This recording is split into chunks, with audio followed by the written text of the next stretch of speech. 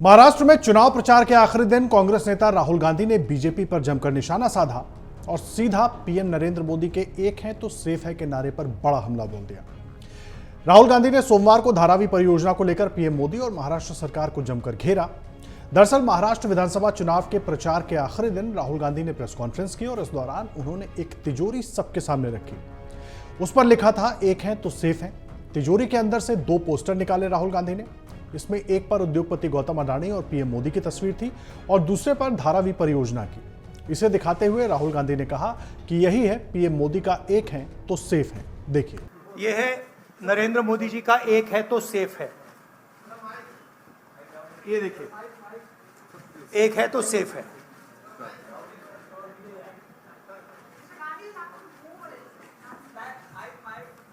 ओ heavy. ये इसमें एक है तो सेफ है, ये नरेंद्र मोदी जी की महाराष्ट्र सरकार की स्ट्रेटजी है। हम आपको ये दिखाना चाह रहे हैं। मुश्किल खुलता है ये पकड़िए। ये देखिए, एक है तो सेफ है, देख लीजिए। और ये स्ट्रैटेजी का लक्ष्य है, देखिए, एक है तो सेफ है। धारावी का मैप है, ये भी दिखा दीजिए। दूसरा पोस्टर दीजिए। ये 1 लाख करोड़ रुपए का धंधा चल रहा है। ये आप देखिए, हमारे प्रधानमंत्री जी और अदानी जी एक साथ खड़े हैं। एक हैं तो सेफ हैं और ये लक्ष्य है। तो उन्होंने अपना नारा दिया है, हम उनका थोड़ा नारे को आपको समझाना चाहते थे। राहुल गांधी ने कहा कि मैंने आपको एक है तो सेफ है के नारे को अच्छे से समझाया है। एक कौन है? वो नरेंद्र मोदी जी हैं, अदानी हैं, अमित शाह जी हैं। सेफ है तो कौन है? अदानी जी सेफ हैं। कष्ट किसको होगा? तो धारावी की जनता को होगा। नुकसान किसको होगा? तो धारावी की जनता को होगा। हिंदुस्तान के छोटे और मध्यम उद्योग जिसका प्रतीक धारावी है, उसे एक व्यक्ति के लिए खत्म किया जा रहा है। ये सब कुछ कहकर राहुल गांधी ने आरोप लगाया। इससे पहले राहुल गांधी ने कहा कि महाराष्ट्र का चुनाव विचारधाराओं का चुनाव है। 1 या 2 अरबपतियों और गरीबों के बीच का चुनाव है। अरबपति चाहते हैं कि मुंबई की जमीन उनके हाथ में जाए। 1 लाख करोड़ रुपए 1 अरबपति को दिए जाने की योजना है। हमारी सोच है कि महाराष्ट्र के किसानों, गरीबों, बेरोजगारों, युवाओं को मदद की जरूरत है। हम हर महिला के बैंक खाते में 3000 रुपए जमा करेंगे। महिलाओं और किसानों के लिए फ्री बस यात्रा होगी। 3 लाख रुपए तक के कर्ज माफ किए जाएंगे। सोयाबीन के लिए 7000 रुपए प्रति क्विंटल का ऐलान हमने किया है। जाति जनगणना जो हम तेलंगाना, कर्नाटक में करवा रहे हैं, इसे महाराष्ट्र में भी करवाएंगे। देखिए, राहुल गांधी ने कई सारे आरोप लगाए और राहुल गांधी की प्रेस कॉन्फ्रेंस की अगर बात करें तो कई बड़ी बातें उस प्रेस कॉन्फ्रेंस की रही। क्या कुछ वो बड़ी बातें रही, जल्दी से आपको हम बता देते हैं। देखिए, राहुल गांधी ने कहा कि महाराष्ट्र चुनाव कुछ अरबपतियों और गरीबों की विचारधारा के बीच की लड़ाई बन गया है। ये एक बड़ा अहम मुद्दा है। जाति जनगणना को लेकर उन्होंने कहा कि हमारे सामने सबसे बड़ा मुद्दा है और जाति जनगणना हम जरूर करेंगे। आरक्षण पर लगी 50% की सीमा को हटा देंगे। धारावी वहां रहने वालों की है। पूरी मशीनरी एक व्यक्ति की मदद में लगी है, यह आरोप राहुल गांधी ने लगाया। फॉक्सकॉन, एयरबस जैसी 7 लाख करोड़ की परियोजनाएं गुजरात पहुंच गई हैं। महाराष्ट्र के युवाओं की नौकरियां छीन ली गई हैं। हम महाराष्ट्र के हितों का ध्यान रखेंगे। ये तमाम बड़े आरोप राहुल गांधी ने लगाए हैं। अब आपको जल्दी से बता देते हैं जिस योजना को लेकर राहुल गांधी ने निशाना साधा, आखिर वो है क्या? धारावी पुनर्विकास परियोजना। दरअसल अदानी समूह ने नवंबर 2022 में धारावी के पुनर्विकास के लिए बोली जीती थी।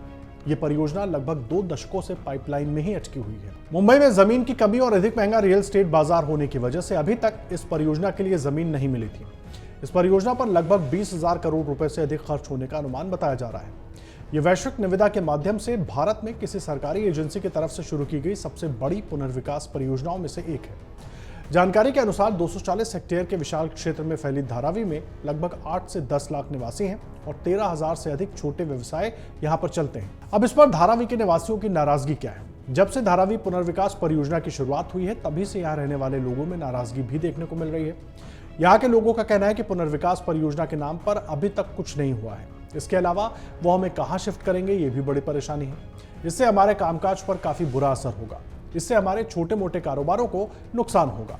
अब आइए अब आपको बता देते हैं क्या है धारावी का इतिहास। धारावी मूल रूप से मछुआरों की बस्ती थी, जहां बाद में कुम्हार, चमड़े का काम करने वाले, कढ़ाई बुनाई करने वाले आकर रहने लगे और धीरे धीरे यह बस्ती बढ़ती चली गई। धारावी मुंबई के बीच स्थित एक घनी आबादी वाला शहरी इलाका है। कहा जाता है कि धारावी की आबादी ग्रीनलैंड और फिजी से अधिक है और इसमें 30% से अधिक मुस्लिम, 6% ईसाई और 63% हिंदू रहते हैं। यहाँ रिसाइकलिंग, चमड़े के उत्पाद और मिट्टी के बर्तन के साथ ही कपड़े की कई लघु इकाइयां भी हैं। रियल एस्टेट के जानकार मेहर शाह बताते हैं कि धारावी पुनर्विकास परियोजना बहुत बड़ा प्रोजेक्ट है। उसको पूरा करना अपने आप में एक चुनौती साबित होगी। सरकार की ओर से जमीन का आवंटन इसमें सहायक होगा, बावजूद इसके इसको पूरा होने में काफी समय लगेगा। अब देखना यह है कि राहुल गांधी के इस सेफ शॉट की बीजेपी क्या काट निकालती है। 20 तारीख को वोट पड़ने हैं। हालांकि महाराष्ट्र में अलग अलग मुद्दों के बीच योगी आदित्यनाथ का बटोगे तो कटोगे एक बड़ा मुद्दा बना हुआ है। इसका क्या असर होता है मतदाता के बीच, वो भी देखने के लिए इंतजार करना होगा। लेकिन विपक्ष लोकसभा की तरह इस बार कोई बड़ा नैरेटिव सेट करता हुआ नजर नहीं आया। राहुल गांधी के सेफ शॉट पर बीजेपी के नेताओं की प्रतिक्रिया क्या है वो भी आपको दिखा देते हैं। बीजेपी की तरफ से कैसे हमला बोला गया।